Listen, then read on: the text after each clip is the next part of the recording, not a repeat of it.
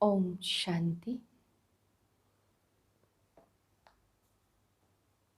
इस शरीर से न्यारेपन की स्थिति का अनुभव करिए।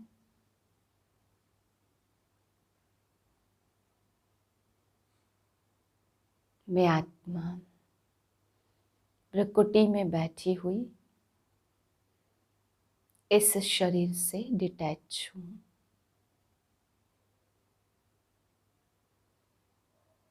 मैं प्रेम स्वरूप, सुख स्वरूप, आनंद स्वरूप आत्मा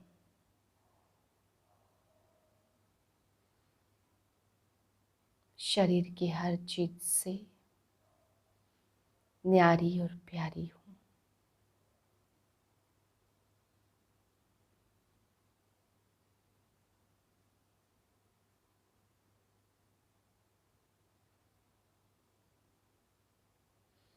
अभी अभी शरीर में आई और अभी अभी शरीर से अलग हो गई।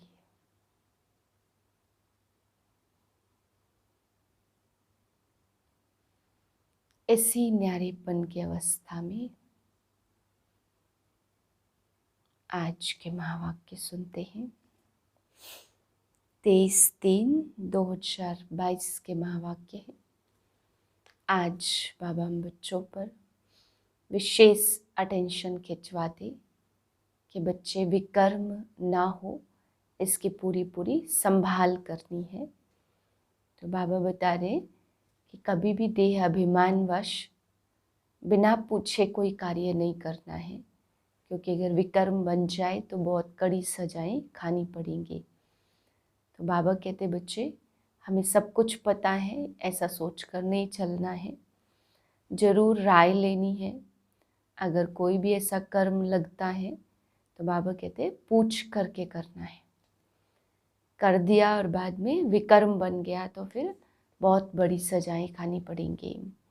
बाबा कहते इस समय तुम श्रीमत पर चल रहे हो तो कदम कदम राय जरूर लेनी है। फिर बाबा समझाते कि बच्चे तुमने बाप की गोद ली है। कोई भी गरीब की गोद नहीं लेते, गरीब अमीर की गोद लेते हैं। तुम यहाँ आए हो विश्व का मालिक बनने के लिए बाप की गोद में। तो बाबा कहते बाप की गोद में आए हो तो हर बात को बाप की श्रीमत अनुसार ही करना है। फिर बाबा समझा रहे राजधानी स्थापन करने में बहुत मेहनत है, बहुत विघ्न आते हैं। बाबा कहते बच्चे मम्मा बाबा ने भी बहुत मेहनत की ना, तो तुम बच्चों को भी मेहनत करनी है। मीठे बच्चे कोई भी कर्म विकर्म ना बने, इसकी पूरी संभाल करो। कदम कदम पर बाप की श्रीमत लेकर कर्म में आना है। प्रश्न है विकर्मों से कौन बच सकते हैं? बाप की सहायता किन्हें मिलती है? उत्तर है जो बाप से सदा सच्चे रहते, प्रतिज्ञा कर विकारों का दान देकर वापस लेने का संकल्प नहीं करते, वह विकर्मों से बच जाते हैं। बाप की सहायता उन्हें मिलती जो कर्म विकर्म बनने के पहले राय लेते हैं, साकार को अपना सच्चा सच्चा समाचार बताते हैं। बाबा कहते बच्चे सर्जन के आगे अभी कभी अपनी बीमारी छिपाना नहीं। पापों को छिपाएंगे तो वृद्धि होती रहेगी, पद भी भ्रष्ट हो जाएगा और सजाएं भी खानी पड़ेंगी। गीत है बचपन के दिन भुला न देना। ओम शांति। बच्चों ने गीत सुना कि बाप बच्चों को सावधानी देते हैं कि हे बच्चे तुम आकर के ईश्वर के बने हो और जानते हो हम ईश्वर की संतान हैं। सारी दुनिया मानती है कि वह गॉड फादर है। फादर माना हम उनकी संतान ठहरे।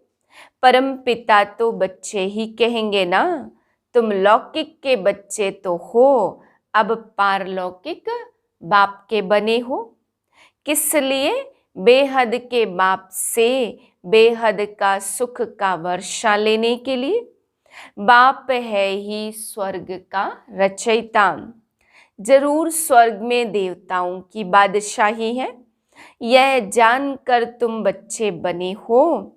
राजा को अगर बच्चा नहीं होता तो गोद में ले लेते, गोद लेते साहूकार की, कभी गरीब की गोद नहीं लेंगे। कुछ लाभ होगा तभी तो गोद लेंगे ना। तुम अभी जानते हो हम ईश्वर की गोद में आए, उनसे स्वर्ग की बादशाही मिलेगी। अब ऐसे बाप को कभी भी भूलना नहीं चाहिए, उनकी मत पर चलना चाहिए। रावण की मत पर तो विकर्म करते रहेंगे। इन 5 विकारों के वश नहीं होना है। कहाँ भी देखो धोखा खाता हूं तो झट बाबा से मत लेना। कर्म विकर्म बनाने के पहले पूछना चाहिए, तो बाबा हम यह कर सकते हैं? तो समझाया जाता, कभी देह अभिमान में नहीं आना, अपने को आत्मा समझ परमात्मा की मत पर चलते रहना कदम कदम। कभी कोई बात समझ में न आए तो पूछना कि बाबा मैं फलाने पर फिदा हुआ हूँ, मेरे को काम के भूत ने घेरा है। तूफान तो बहुत आएंगे परंतु अपने को संभालना है। गटर में गिरा तो गोया बेहद के बाप को भूल काला मुंह कर दिया। बाबा तुमको गोरा बनाने आए, इसलिए तुम 5 विकारों के फंदे में कभी नहीं फंसना। फंसेंगे तब जब देह अभिमान में आएंगे। आत्म अभिमानी होगा तो बाबा का डर रहेगा। विकार में जाने से तो बड़ा विकर्म बन जाएगा, क्योंकि तुमने विकारों का दान दिया है। अगर दान देकर वापस लिया तो हाल वही होगा जैसे हरिश्चंद्र का मिसाल है। यहाँ पैसे की तो कोई बात नहीं है, यहाँ तो है 5 विकारों का दान। तुम्हारे पास जो कांटे हैं वह दान में दे दो, फिर कभी काम में नहीं लाना। अगर वापस लेना है तो इतला कर देना। न बताने से पाप वृद्धि को पाता जाएगा, फिर विकार में जाते रहेंगे।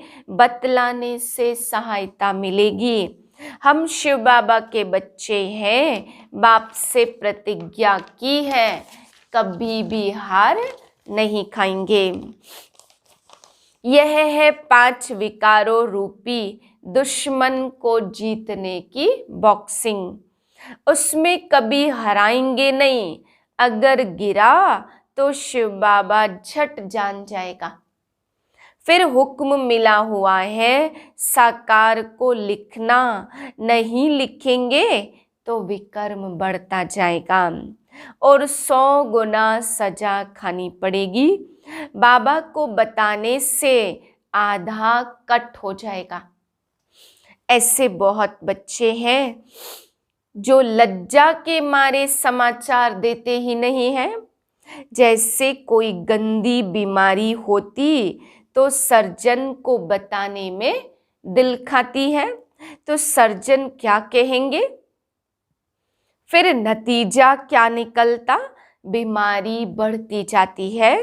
बाप समझाते, बच्चे कोई भी पाप हो तो छिपाना नहीं तो बिल्कुल पदभ्रष्ट हो जाएगा और कल्प कल्पांतर ऐसा ही पदभ्रष्ट मिलेगा।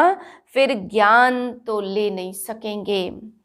पूछते हैं बाबा उनकी गति क्या होगी? वह बहुत सजा खाएंगे। कयामत के समय सजाओं का हिसाब किताब चुकतू होना है। जैसे काशी कलवट खाते हैं, सच सच शिव पर तुम बलि चढ़ते हो, शिव का बनते हो वर्षा लेने के लिए।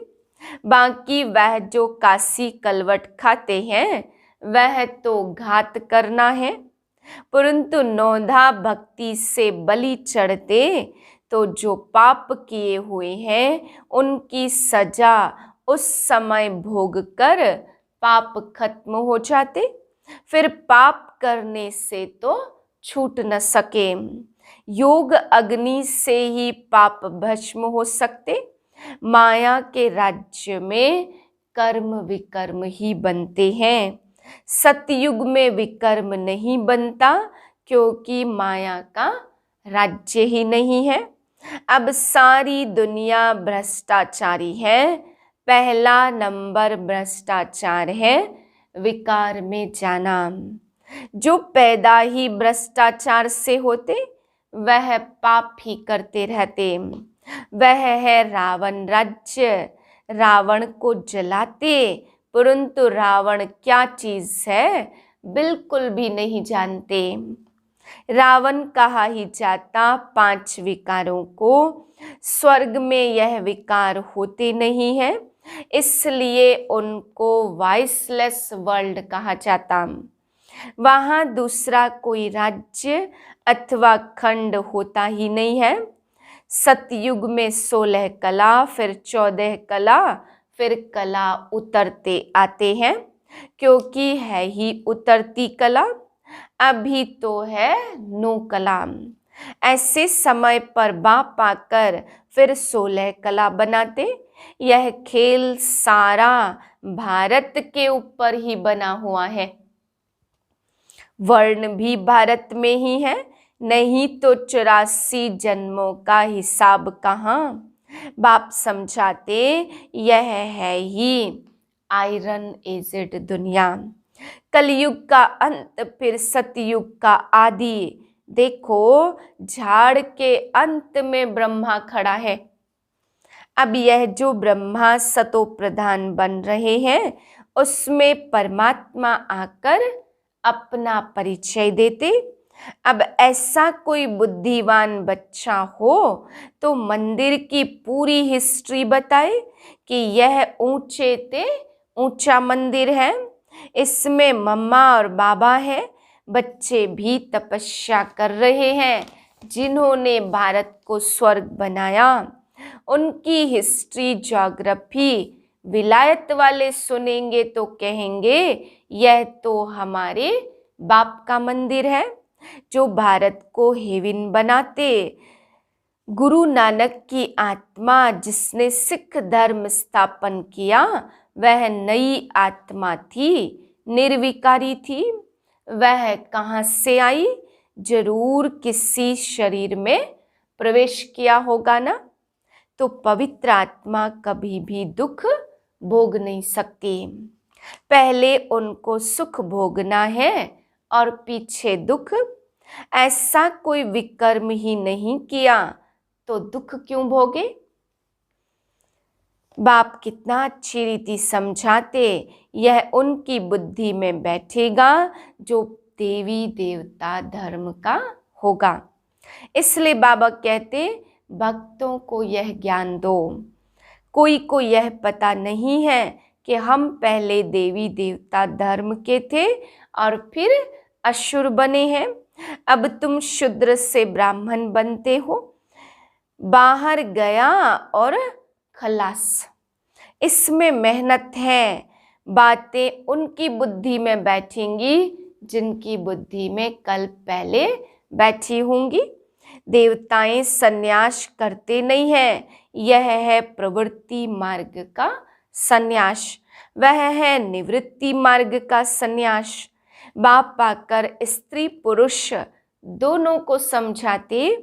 बच्चे संपूर्ण पवित्र बनेंगे तो संपूर्ण राज्य पद पाएंगे, कम पवित्र बनेंगे तो कम पद पाएंगे। फॉलो करना है माँ बाप को। बाप कहते माँ बाप के मिसल मेहनत करो तो गद्दी नशीन होंगे।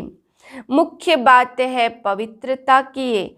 अब देह अभिमान छोड़ दो, मैं आत्मा हूँ, बाबा लेने आया है।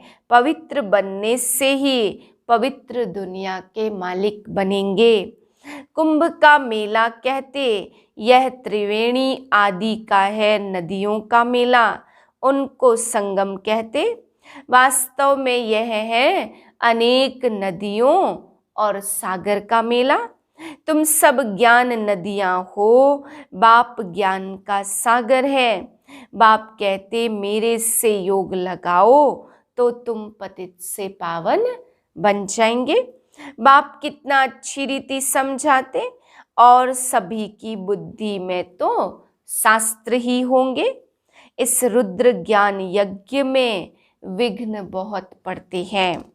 अच्छा, मीठे मीठे से किलदे बच्चों प्रति माता पिता बाप दादा का याद प्यार गुड मॉर्निंग।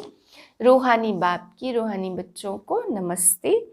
हम रूहानी बच्चों की रूहानी बाप को नमस्ते। धारणा के लिए है पहली पॉइंट, देह अभिमान में आकर कभी भी विकारों के फंदे में नहीं फंसना। कर्म विकर्म न बने, इसलिए कर्म के पहले बाप से राय लेनी है। दूसरी पॉइंट है, माँ बाप को फॉलो करना है। ऊंच पद के लिए संपूर्ण पावन जरूर बनना है। वरदान है, न्यारेपन की अवस्था द्वारा पास विद ऑनर का सर्टिफिकेट प्राप्त करने वाले अशरीरी भाव। पास विद ऑनर का सर्टिफिकेट प्राप्त करने के लिए मुख और मन दोनों की आवाज से परे शांत स्वरूप स्थिति में स्थित होने का अभ्यास चाहिए। आत्मा शांति के सागर में समा जाए, यह स्वीट साइलेंस की अनुभूति बहुत प्रिय लगती है। तन और मन को आराम मिल जाता, अंत में यह अशरीरी बनने का अभ्यास ही काम में आता है। शरीर का कोई भी खेल चल रहा है, अशरीरी बन आत्मा न्यारी हो, अपने शरीर का पार्ट देखे तो यही अवस्था अंत में विजयी बना देगी। स्लोगन है, सर्व गुणों व सर्व शक्तियों का अधिकार प्राप्त करने के लिए आज्ञाकारी बनो। मातेश्वरी जी के अनमोल महावाक्य, सृष्टि पर कभी प्रलय होती नहीं। सृष्टि पर प्रलय कभी होती नहीं। अब यह जो मनुष्य समझ बैठे, इसी सृष्टि पर कोई समय प्रलय अवश्य होती, वो प्रलय तो ऐसे ही समझते हैं। अब प्रलय का मतलब है सृष्टि पर जलमय हो जाना। नई सृष्टि की स्थापना होती तो जिस नई सृष्टि की शुरुआत दिखाते हैं, कैसे सृष्टि के आदि में श्री कृष्ण देवता पीपल के पत्ते पर अंगूठा चूसते हुए सृष्टि पर पधारे हैं। फिर ऐसे ही सृष्टि की उत्पत्ति शुरू होती। अब यह विवेक चलाने की बात है। जब अपन कहते प्रलय का अर्थ है जलमयी, तो इसका मतलब है कि एक भी सृष्टि पर न रहे। मनुष्य यह नहीं जानते कि प्रलय का मतलब क्या है। प्रलय का यथार्थ मतलब है कि सृष्टि पर जो इतनी पवित्रता होने के कारण सृष्टि दुखी हो पड़ी है, उस अपवित्रता की प्रलय हो जाती है और सृष्टि पवित्र बन जाती है। गोया तमोगुणी सृष्टि बदल सतोगुणी सृष्टि बन जाती। तो इसका मतलब सृष्टि पर प्रलय नहीं होती, मगर सृष्टि पर आसुरी अवगुणों की प्रलय होती है। बाकी कोई मनुष्यों की प्रलय नहीं होती। अगर सृष्टि प्रलय हो जाती तो फिर गीता में क्यों कहा कि सृष्टि अनादि चली आती है? तो क्या यह भगवानोवाच झूठा समझे? बाकी इतना जरूर है कि पुरानी दुनिया तमोगुणी सृष्टि का विनाश हो सतोगुनी सृष्टि की स्थापना होती तो विनाश और स्थापना का कार्य दोनों इकट्ठा चलता आता। ऐसे नहीं कहेंगे कि सृष्टि प्रलय हो जाती। इस सृष्टि पर स्वर्ग नरक की स्थापना होती, बल्कि जब स्वर्ग है तब नरक नहीं, जब नरक है तब स्वर्ग नहीं। स्वर्ग कहते जहाँ पवित्र देवताओं का निवास स्थान है, और नरक कहते मृत्यु लोक को, जहाँ अपवित्र मनुष्यात्माओं का निवास स्थान है। मानो अपवित्रता की प्रलय हो जाती है। ओम शांति।